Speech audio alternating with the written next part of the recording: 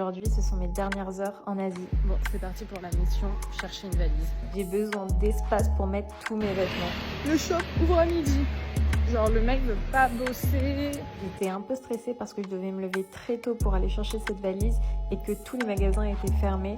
Mais j'ai réussi à aller dans un petit marché local. C'est pas une valise que j'ai achetée là, c'est un tank. Je me suis retrouvée dans un marché ultra local. J'ai acheté la valise à une petite mamie qui en avait genre 2. Donc c'est cool.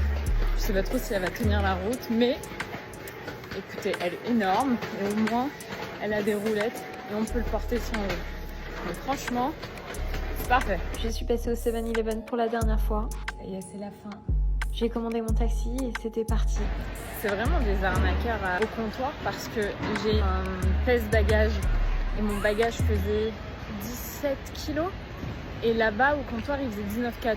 Bon, j'ai payé pour 20, mais c'est abusé. Et pareil, ma petite valise, j'avais pesé, c'était 7,7 et là, c'était 8,8. Genre, ça rajoute 1 kilo. Bref, arrêtez de nous arnaquer, on est déjà pauvres. J'attendais dans la queue de l'avion quand il y a un vieux daron qui arrêtait pas de me fixer, c'était tellement malaisant. Heureusement, on n'était pas à côté. Mais vraiment, ça me dégoûte et surtout que je pourrais être leur fille, quoi. Bref, ensuite, je suis arrivée à l'aéroport de Kuala Lumpur. Il est gigantesque, mais il y a plein de longs couloirs où il y a rien.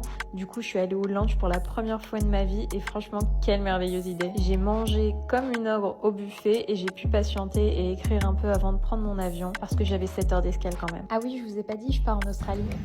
Toujours bien choisir ses places. On va bien dormir. Peut-être pas avec les turbulences.